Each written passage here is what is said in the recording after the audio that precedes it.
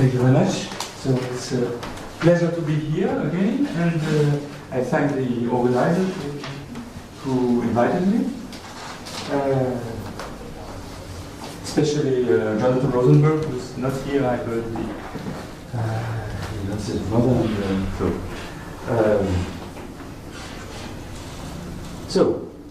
and gamma elements. So I want to talk about the gamma element. This is not in the title, but this is in the abstract of. So I must maybe recall a few things about the Kasparov's gamma element. I'm referring to the old paper of Kasparov, which is well known as the conspectus. So, conspectus on the Novikov conjecture. Conspectus. So that was a preprint of, I think, 1981, I think, which was republished in this volume we were talking about with Pedersen, Erik, because it was republished in the volume of our Wolfach conference. That was Kasparov's proof of the Novikov conjecture for subgroups, for discrete subgroups of Lie groups, connected Lie groups, semi-simple Lie groups, and so on. He introduced what is now called the dual Dirac method. So, what is gamma? Well, gamma is defined as an abstract element of the KK group of the complex numbers in itself, and G equivariant, and it's defined abstractly as a product of two elements, and this one is called the Dirac, and this one dual Dirac. So, what does it mean? Well, Kasparov explains that in. So you have a space, G mod K, where it's a symmetric space, non-compact symmetric space, where G is a semi-simple Lie group, for example, and the Dirac element is seen as an element. So this is the alpha. As an element of KKG. So, okay, there are several versions, but perhaps the simplest is to use the graded version and the Clifford algebra. So, it's the Clifford algebra of the tangent bundle and the scale. This is this is a bundle of the algebra. Each fiber, at each point, you have the Euclidean space, which is the tangent space at the given point, and there is a Clifford algebra. So it's this C-star algebra is a bundle of finite dimensional C-star algebras. And the other one, the dual Dirac, which could also be called a Bott element, a generalized Bott element, is in KKG of C and the Clifford C-star algebra of the matrix. X is even dimensional? No. This is a graded picture. This is a graded picture, and this is a graded C-star algebra. This is the version of KK of AB for graded. Otherwise, there are shift dimensions. You can replace this just by functions on X, for example. Then you need a spin function, and you have some shift of dimensions. I think this is the point of view of Kasparov in this paper, as far as I remember. So, what is this? For example, this one. How is it defined? Now, I suppose you know a little bit what is KK is, so it's given by bimodules and so on, and Fredholm or generalized Fredholm operators. Here, if you have C here, you're going to have a Hilbert space. The Hilbert space is just the forms on X. So they take the lambda, and Clifford algebras are acting on forms. as usual, and you take D is a Dirac operator. No, it's yeah, I suppose it's yeah. Okay, there's a, or is it D plus D? I don't know. If they take, You need a Clifford module. yeah, but it's no, I'm sorry. I'm just so it's probably L2. It's the Clifford as a module on itself. I think. Yeah, I'm sorry. I did not know precisely what it was, but in this picture you need the Cliff as on itself and the Dirac on the Cliff module itself, and this is acting. So there is a Dirac operator, and which is G invariant here. So it's rather simple, but of course we make it bounded by doing such a trick like this, for example, and it gives you and this is a Fredholm operator, and this defines an element here. This dual Dirac is a kind of bot element. You have to make a choice. The operator you consider will not be invariant, but almost invariant in some sense. You take the origin, which comes from the points fixed by k here, for example. This is a choice, and from any point you have a vector pointing to the origin. Okay, you can give it.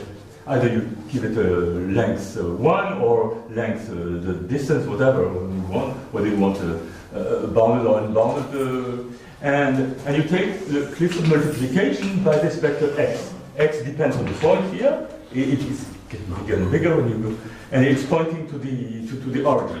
Of course, if you conjugate by an element of the group, you will change the origin. So the operator is not invariant, but it will be invariant modulo some smaller things. So, for example, by sections of this Clifford algebra which go to 0 at infinity. Okay. I'm not giving more details, but this is explained in the paper by Kasparov.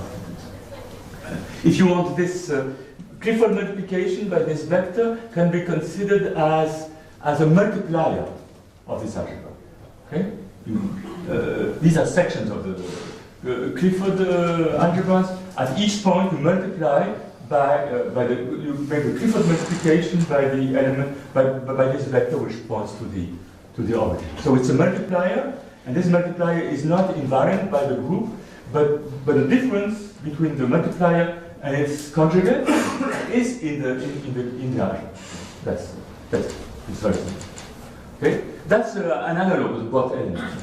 If there's no G and X is just the Rn space, this is the bot element. Okay. Okay. So all this is in paper by Kasparov, and now the key tool, the technical tool, is the cup product. So gamma is defined in abstractly by this is over C, and this not over C. This is over the Clifford of Tx, and this will be an element of KKG. But this is not very explicit. This is abstract. It comes from the existent abstract lemma of so-called technical lemma of existence of a cup product. Once you know this exists, Kasparov has a proof that alpha tensor he's considering the other product over C, which has to be in KK of Cliff and itself. And he has a so-called rotation trick to.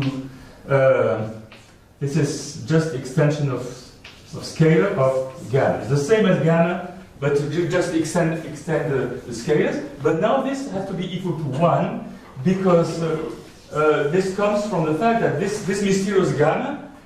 One thing you can easily prove is that the restriction from G to K of gamma is equal to 1. what does it mean? Gamma, this mysterious gamma, is given by its representation, or graded representation, and a Fredholm operator, but its index, so this Fredholm operator is not G invariant, it's invariant only modulo compact, but of course you can always assume that it's K equivariant, otherwise you can average. Okay? It's K equivariant, and if you restrict the action to K, you have an index. The index is just a difference of representations of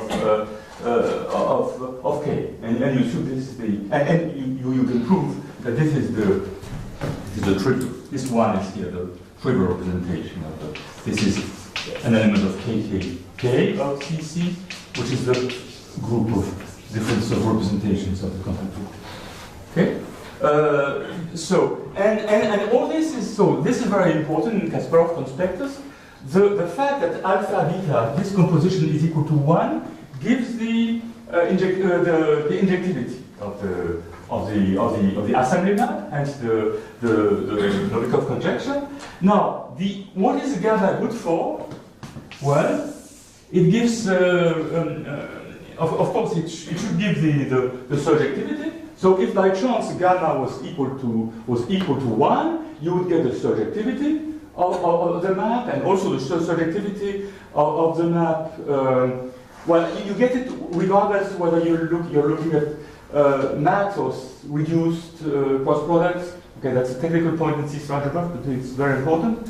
And in particular, you would get K theoretical maniability in the sense of your inputs, and which is of course not always true. So I'm not going to develop this point, but it's very important to understand gamma because in more difficult case, for example, groups having property T, in which we know that gamma cannot be equal to 1, to the identity of this ring, then one has to understand it in a proper way so that it's acting. But even though it's not equal to 1, it should act as 1 as identity on some K theory groups. Okay, so this, as you see, the problem with this gamma is fairly abstract. Okay, and so it would be interesting to have, from the beginning, people have been wondering what is concretely this gamma. How can you describe it as an operator? Because after all, these two are rather concrete. This is a Dirac operator. This is a Bott element, so that's a vector field and so on. So what is this gamma? Which representation does it take? On what kind of operator is it? Or of course, it's what we want is just a representative, and of course we have choice because it's only given up to homotopy. So, but we would like to have a nice and representative having a geometric meaning and so on. So what is gamma? So what is gamma? Now that was abstract, and now this is concrete. So the first point of view, which goes back to the 80s, was the following. We are going to combine the Dirac and the dual Dirac parts by taking a kind of sum. Of course, if we make the product, if we of this L2 of the cliff by cliff and so on, what you get in the end is L2 of the forms on X. So that's the L2 space of all forms on X. So that's a natural space on which you want to describe the operator which will give the gamma element. And there's a rather natural operator which is the following. If little d is the RAM derivation, is called the x0 derivative, you can twist it as follows. Let us take the functions rho square over 2, where rho is distance, to this point, fixed to this point x0. And this is, of course, a kind of perturbation of D. And of course, it will also be a complex. This is exterior multiplication by the row, this row D row. Okay? And now this row, when you identify this this form to a vector, if you want to look at the gradient of this thing, it's the same as this vector field, provided you take the vector field having the length equal to the distance. Okay, and then we take the operator dt plus its adjoint for the method, formal adjoint, whatever. Because it's unbounded operators, of course, but I'm not going into the technical details. So it's this is d plus d star plus t times some exterior multiplication plus some interior. So this is rho 0. This is if you want x. Okay. Okay. And when you take it square. So it's not t square. So it's not t square, this one? No, this one is t. There's only a t. T square would be when I take the square. It's just there's only a t here, so you cannot get t square here. But now we are going to have t square. So this is equal to delta, the Beltrami, the Laplace Beltrami Laplacian, plus t square. T square. Well, this is going to be rho square. This function rho square plus t times some correction term. Well, this correction term it's a zero order operator. The zero order operator, which depends on rho and probably goes like rho. I think I don't remember exactly. So this, in fact, is generally it's if you want, it's a hyperbolic generalization of the Laplacian for the harmonic oscillator, the quantum harmonic oscillator. It's the case you do the same thing with X, not a symmetric space with curvature, but just a flat Euclidean space. Okay, and the rho square is the usual square of distance, and you get the Laplacian plus t square norm of X to the square. Okay, plus a constant. Okay. And this is the harmonic oscillator, the quantum harmonic oscillator. And it's known that this operator has a discrete spectrum. With, so it means it's inverse, or it's compact. So it turns out to be true that this operator is compact. T is any positive T, so it's a known way. Okay? Okay.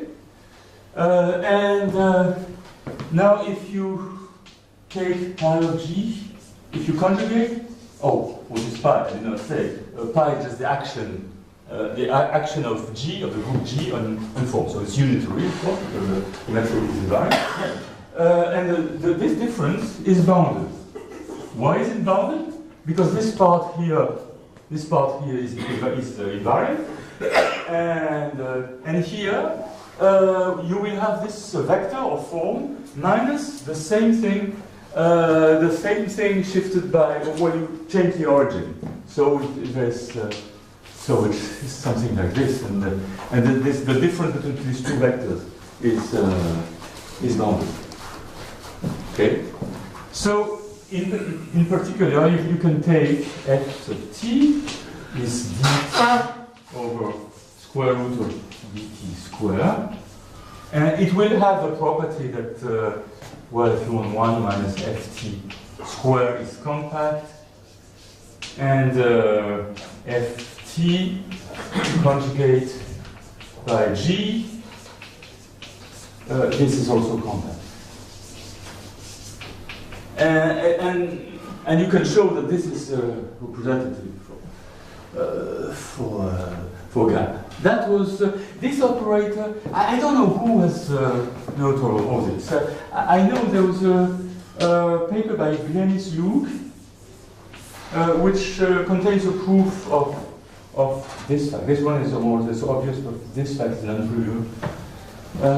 And I don't know if Kasparov or Kohn or Skandalis or whoever has checked or stated the fact that this is the gamma element. However, it's not very. This function here is not very natural in hyperbolic. This is very natural in Euclidean geometry, but not at all in hyperbolic geometry. But still, this is an operator which you may want to consider. But it's unfortunately it's a bit disappointing because you cannot do anything with this operator. Now, there's a second point of view, which has been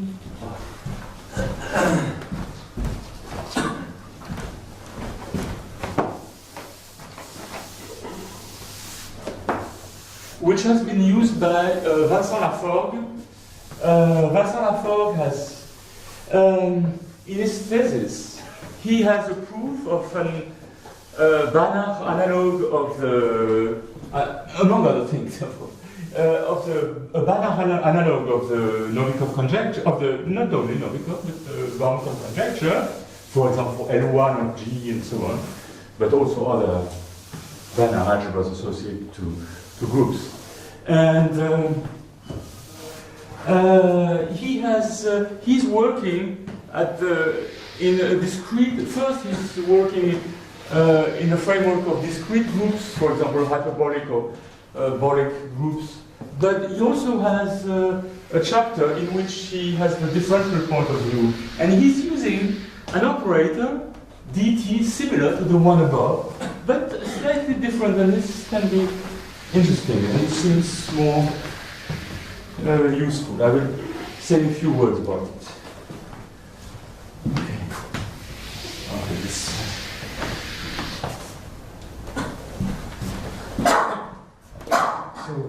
So this second point of view is again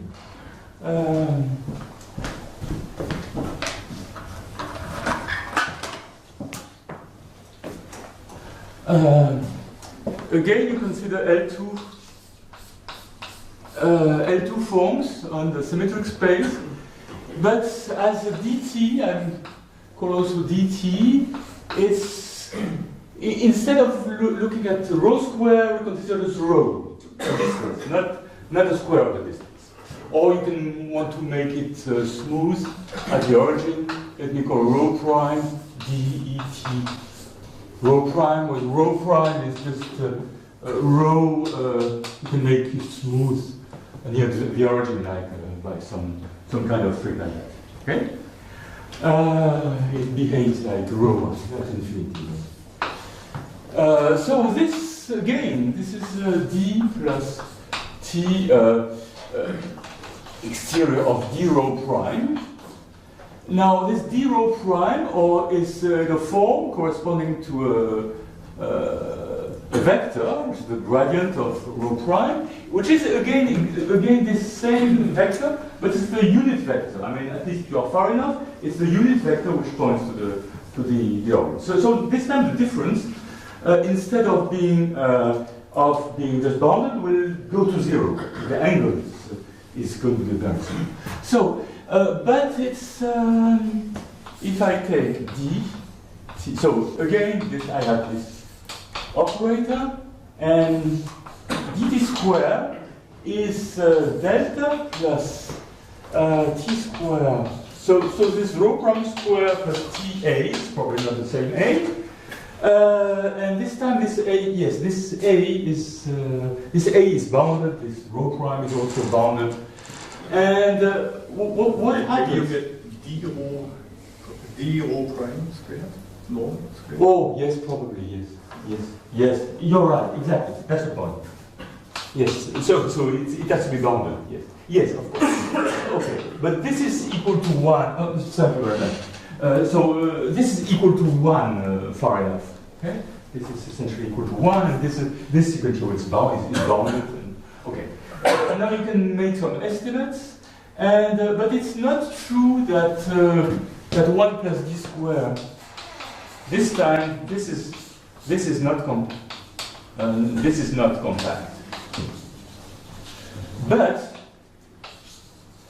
for t greater enough, I think greater than the norm of this operator or something like that. If t is great enough, the 0 eigenvalue. 0 is isolated as an eigenvalue, in the spectrum, I'm sorry. It's an isolated eigenvalue of dt squared. Isolated in the spectrum of dt squared. Okay? dt squared this time does not have a discrete spectrum, but it has 0 as isolated. So it's, you can do, you can consider dt over square root of dt squared plus, you can add the kernel, the projection on the kernel of dt, whatever it is, okay, something like that. You can make some, you can make it bounded, okay, and this will do as an operator, okay, and so these are not true. For example, this is not compact, but it has it contains this projection of this finite dimension and isolated and finite multiplicity. Yes, finite multiplicity. Okay, that's the point. This projection is as finite rank, and for example, this the analog of this commutator is much better. It's also 0 order operator, but in norm it vanishes at infinity. So okay, you can there's an analysis proof in Laforgue's thesis, but okay, you can show that this is again this is a representative. And it seems to be more useful, more natural from a geometric point of view, because in a hyperbolic space, these exponential growths are very important. There's a critical exponent, for example, and so on. Whereas e to the t rho square does not have any meaning in hyperbolic geometry, contrary to the Euclidean case. Okay. Now I'm going to talk in the second half of my talk about another point of view. Let me begin here and then I'll continue on the next board. Yeah, this point of view has been developed by different people. I don't know who was first. Probably Kasparov, and there was also Fox and Haskell, and then Kasparov and myself, and my student Chen, and again myself. Okay, many people have considered representations which do not live on L2 of forms, which they do not live in but which involve two kinds of representations. First, the principal series representations. I'm restricting to the rank one case. Principal series representation, that is some sections on some representations on of some bundles on the boundary. It's not the space, but it's boundary, the sphere at infinity, which we consider. But this is not enough, and one needs also to consider forms on the space itself, but only harmonic forms, the L2 cohomology.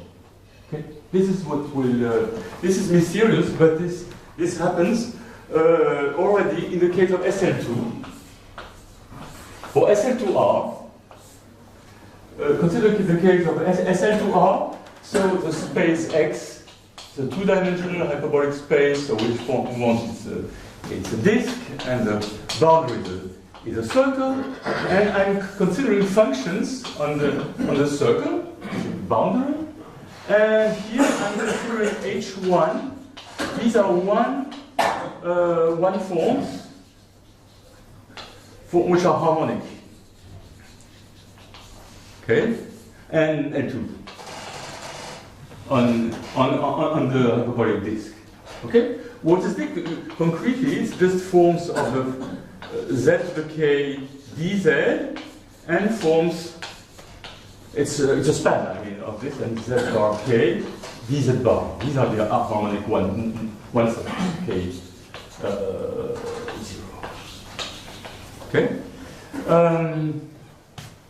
And of course, you can make, if you don't consider, if you neglect unitarity, you just take this, and there's a G equivalent map, which is very natural.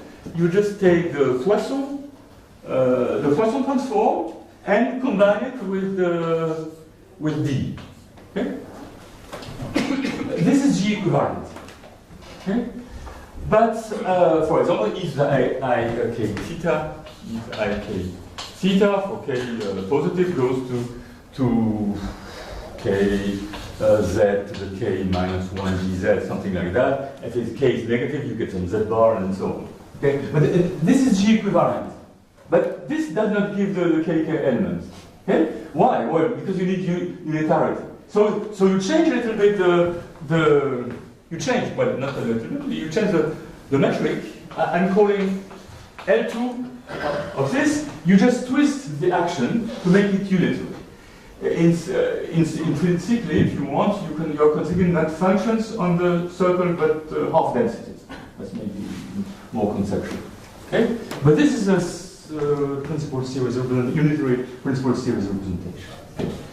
And so you change the metric, and then of course this map, which you can make bounded, will not commute with G, but almost commute with G, modulo compact operators. And this is a representative of gamma. Well, I'm not telling you why, but it's mysterious. But it's a nice. It has all the good properties, and then you can check it is the same. Okay.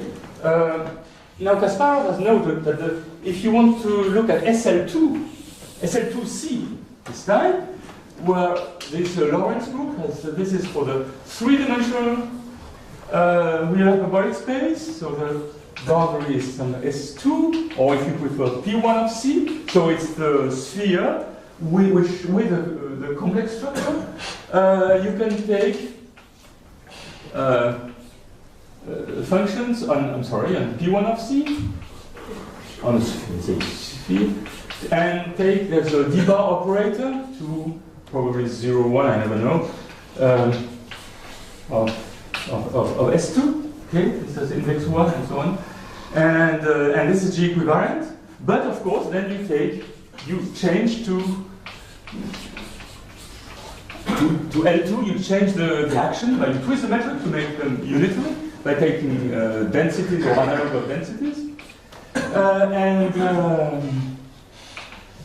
and you get a representative of gamma. So, if you look at these two cases are typical. Here you get on one side there's a representation which is principal series representation. It's the bottom of the spherical principal series of SL2R. And on the other side there is a discrete series. The L2, it's well known that the L2 cohomology of symmetric space, when it does not vanish, is a sum of finite number of discrete series. Here it's the sum of two discrete series. Here there are no discrete series, and there are only principal series, of course corresponding to different components. Okay? Now all this has been generalized by. I'm going to stay on the same board.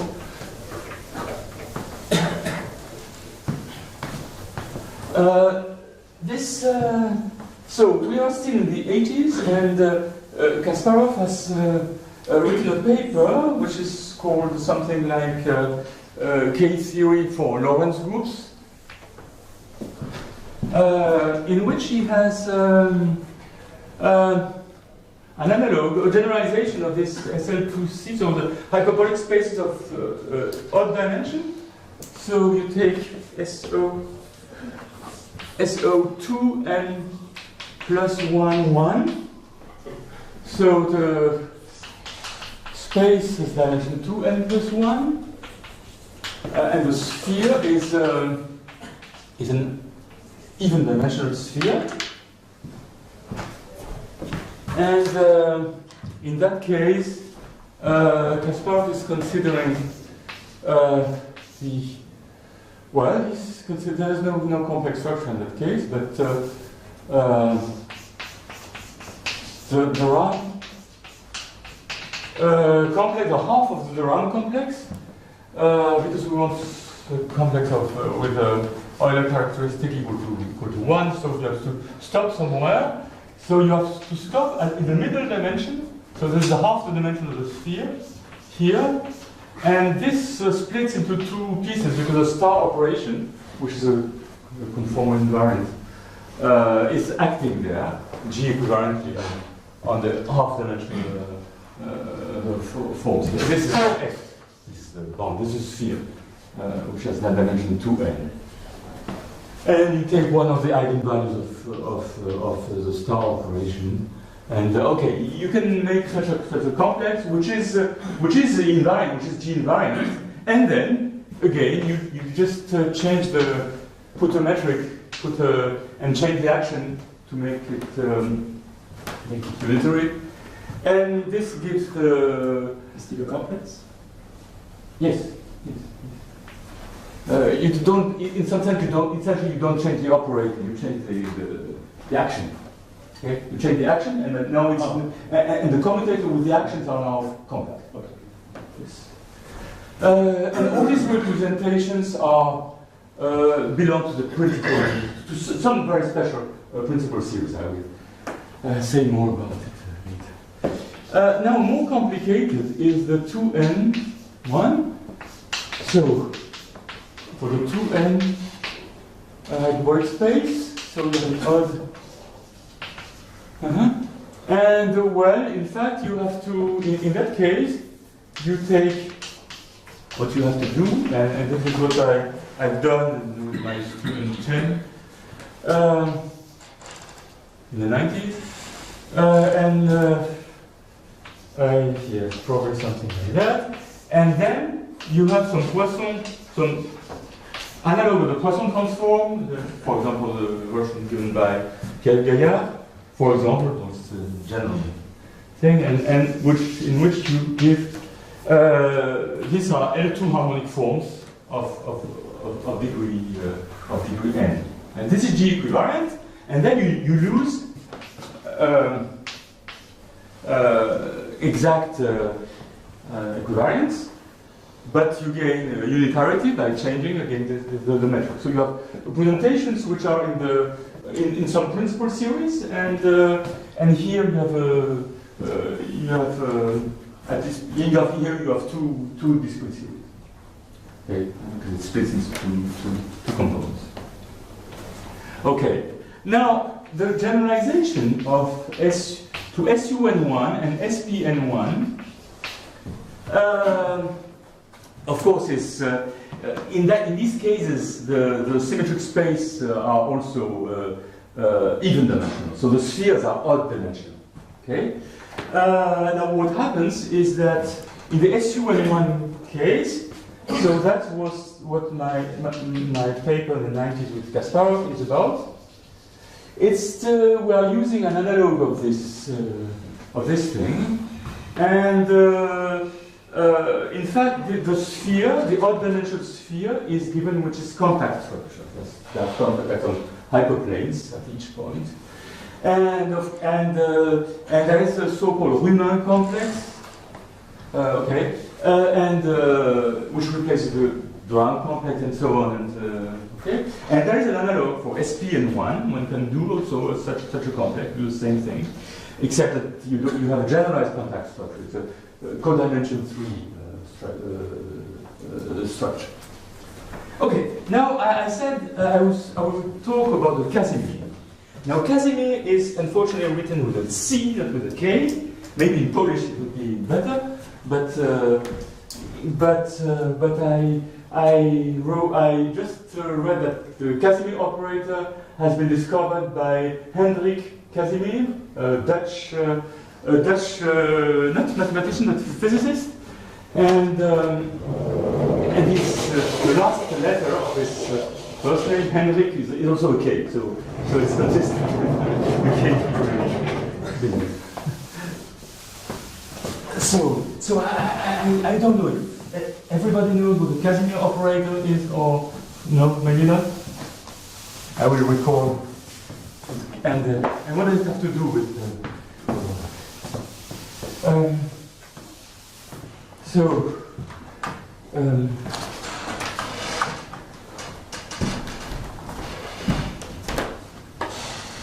So Casimir operator.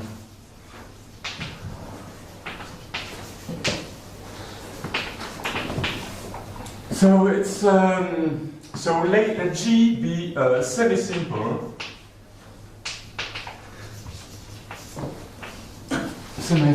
Lie algebra. You define the killing form. The killing form is defined as B of x, y. X and y are elements of the Lie algebra. This is a trace of the product of the operators add of x, add of y. Okay? Add of x is just the operator from G to G, which commutate with a bracket with x. You take this product, and this is of course a symmetric bilinear form.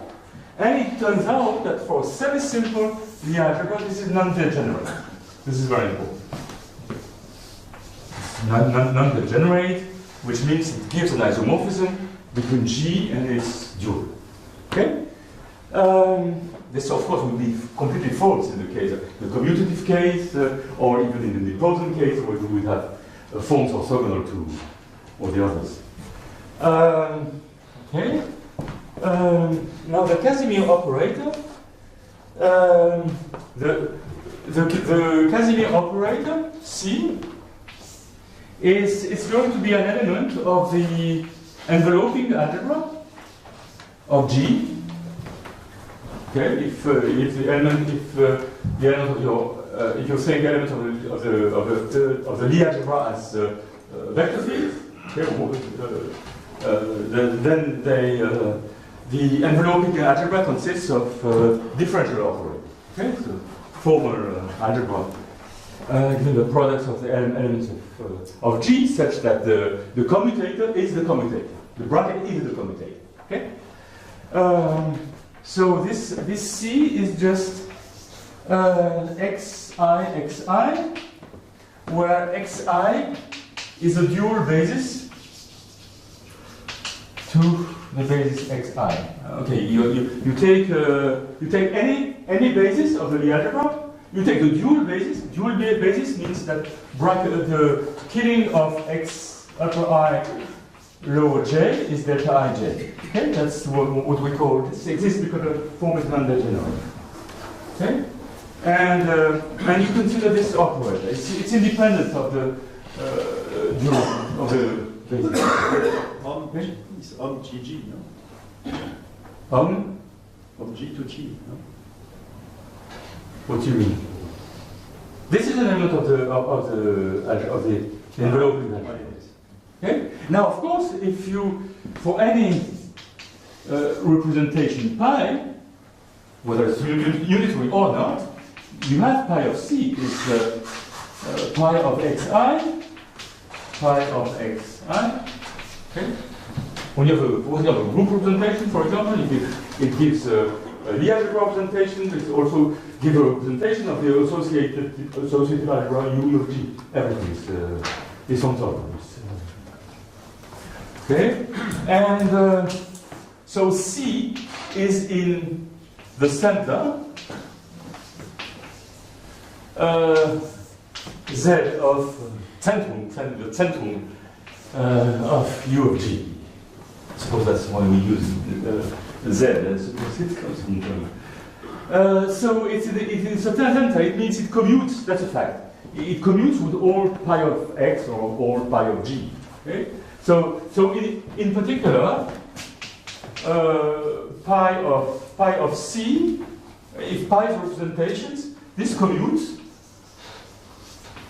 with all the pi of G. In particular, if pi is irreducible, then Shor lemma, pi of C will be a scalar. Okay? Now, an interesting fact about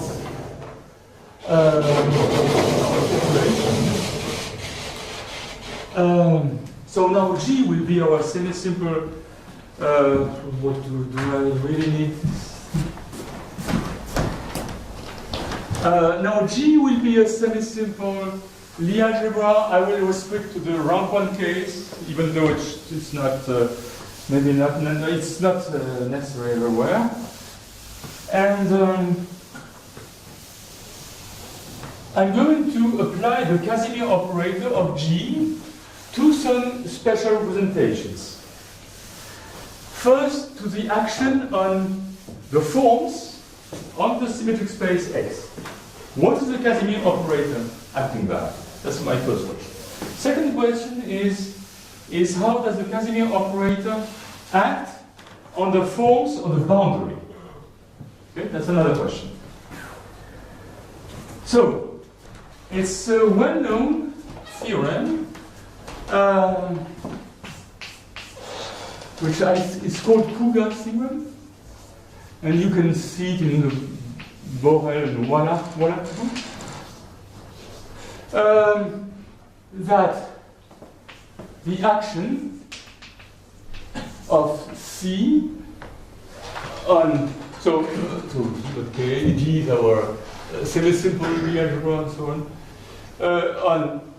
On the forms on G mod K is up to a sign the Laplace-Beltrami operator. D star plus D star D. Okay? It's not. I'm not saying it's equal to the Laplacian plus some scalars of correction. It's equal to. Okay? In particular, the Casimir vanishes on those discrete series which are given by the L2 kernel of the Laplacian on the space on the space. So that's the first important thing. And the second theorem, which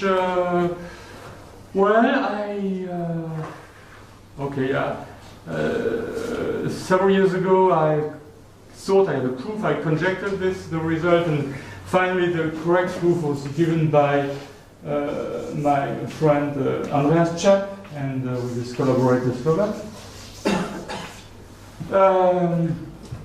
So the action of C on omega on X is G mod K, and I'm considering the boundary, the sphere of infinity, which is a smooth sphere, but it has no metric, no invariant metric. It's, if you want, the G mod B. Mod B is the minimal parameter, the Borel subgroup. So if you want G mod B is what? Question.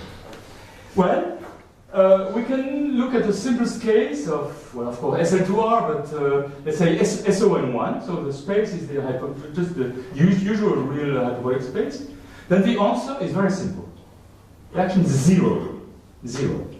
Actually, it would be always 0. It's not too difficult to show it's 0 on functions on G mod B. But if you want to go to forms, you need some extra geometry, and in the case of the classical hyperbolic space, the action is 0. Okay? But for other groups, the action is, or maybe there's a -2 or whatever, some coefficients. It's d delta plus delta d, where delta is a very interesting operator. In fact, it's a co-boundary. I will explain what it is exactly. It goes from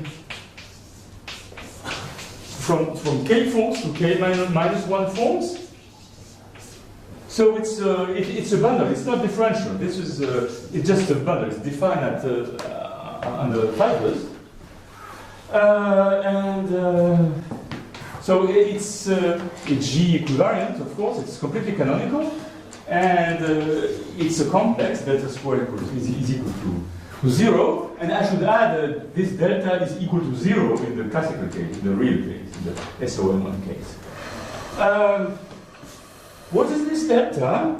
Well, in fact, the tangent, if you consider tangent to G mod B at some origin of G mod B, so it's the class of E. Okay? Now this is the dual of the quotient of this is Gothic G on Gothic B. Okay, of course, and this can be identified via the killing form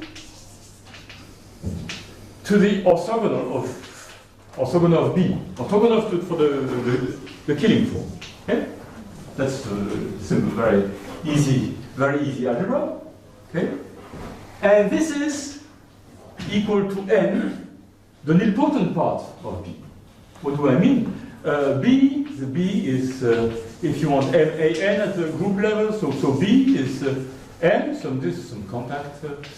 The A is here one-dimensional, and there's N, nilpotent. There is a unique nilpotent, maximal nilpotent part, which is normal, a normal subgroup. So it's an ideal. So N is an ideal of B.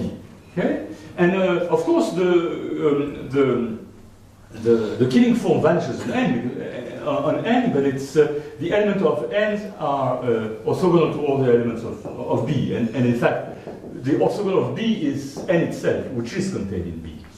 Okay, it's an isotropic.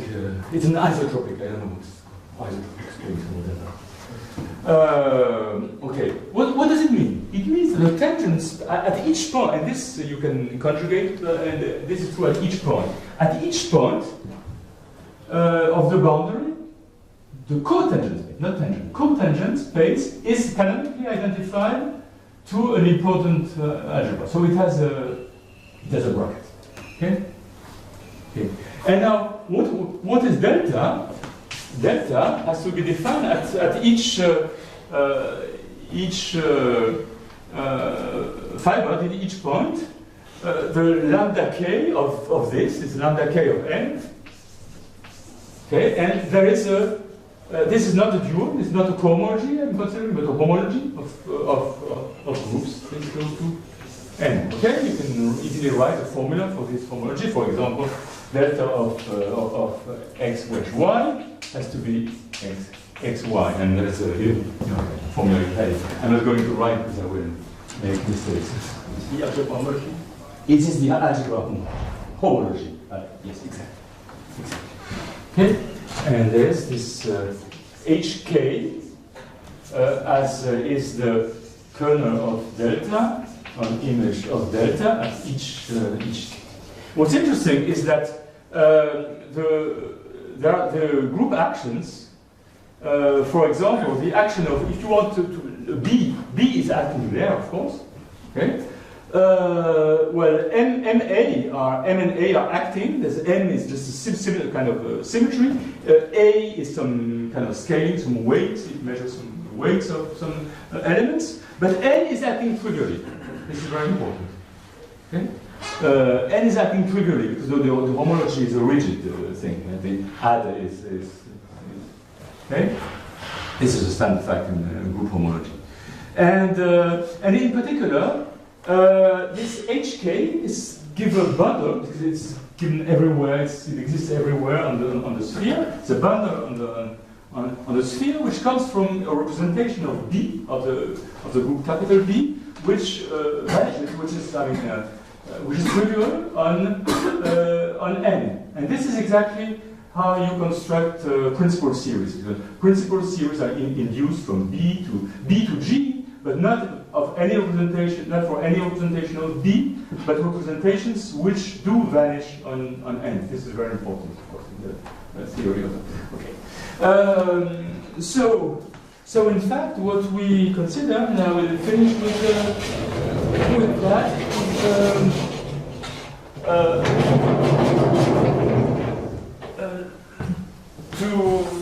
to construct the generalized Riemann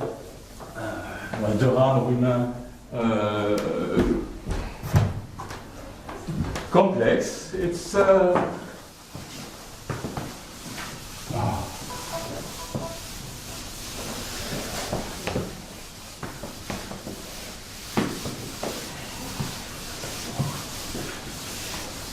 sorry. I'm so awkward with these razor.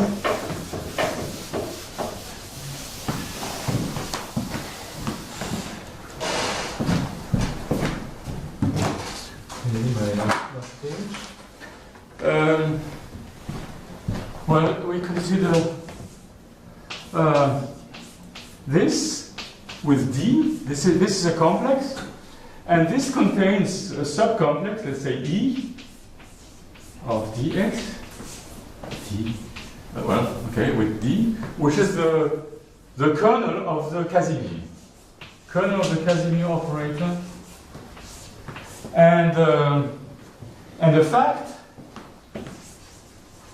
is that it's also equal to the kernel of, well, the first fact, I'm not going to write it, is that this subcomplex has the same cohomology as the Durham complex. I mean, the canonical injection is identity in homology, if you want, and isomorphism in cohomology. And this, which is, by the way, also kernel of delta, one can show it is the same as elements of kernel of delta, such that D of the form is also in the same space. This is isomorphic to its image in B homology. Now, I'm sorry. So this times the elements here are sections of a bundle.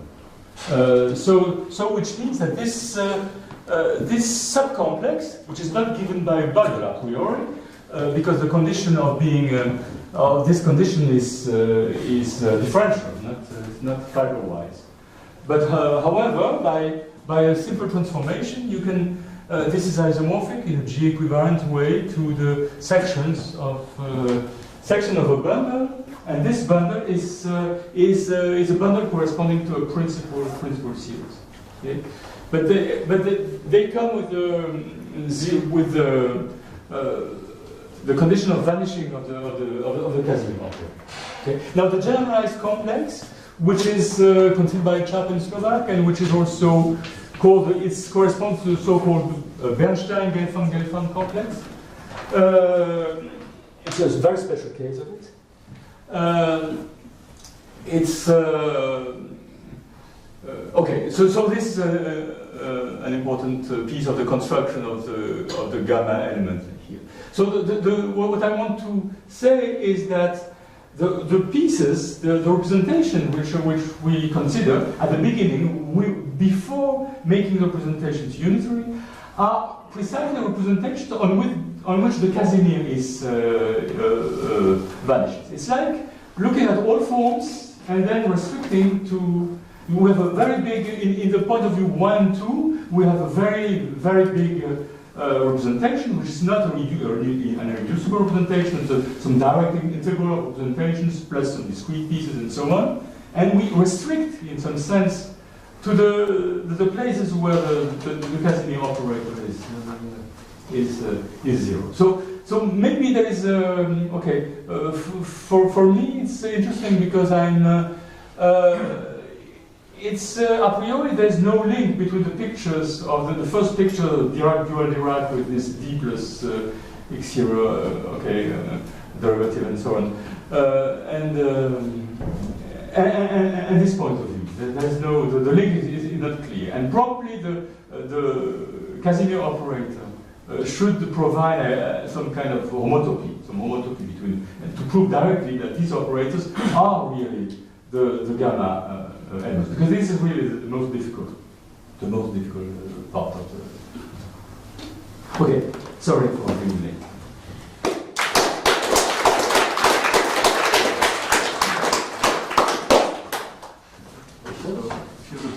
There's a group by kleine group or convex co-compact group. If I replace the group by? The group D by the discrete subgroup which is convex co-compact and somehow the dx by the ordinary set.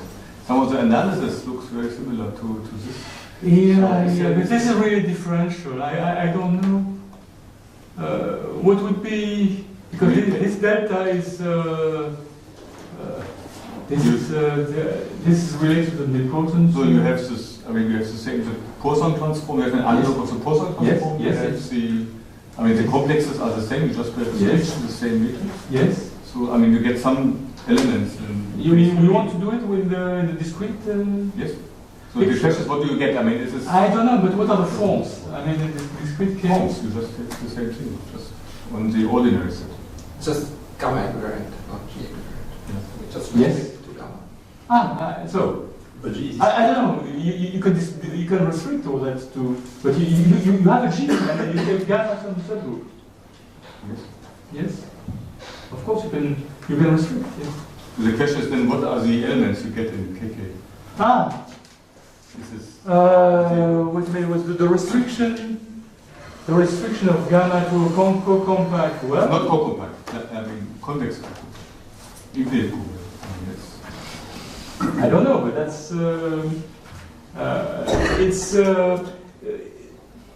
it's known that in that case there's a general notion of gamma element, and the restriction of the gamma element would be the gamma element. But it's to prove that, for example, it's equal to 1, it's likely to act by 1 on some K-theory groups. It's not easier than it's probably not easier than doing it with G. I don't know, maybe I don't understand your comment, your question. Yes? In the setup, we said at some point, okay, something we can do for more general groups than rank 1, and then others Yes. need rank 1. So what is needed for which of the statements? The definition of this delta, this is general. You have the important. Of course, the aid is an Rn. It doesn't have to be R. This is also true, of course. This is general. This is general. The rank 1 case is important when one defines the complex you are when you make it bounded. It's mysterious because to make the bounded you use the complex is Riemann type complex. Yes, but when this complex exists, this complex is the same also. In the Cap-Slovak picture, for example, they're looking at some G meson flat manifolds. In general, it's. And is it a description of the gamma element in general, or? No, that's the point. But I would like to tell you why. I think it has to do with making the operator. Yes, how do you make the operator bounded? There's a difficulty.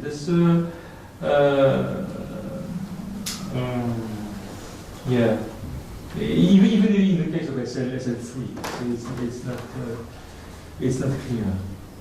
May I suggest that if there are more questions, we ask them afterwards? Okay.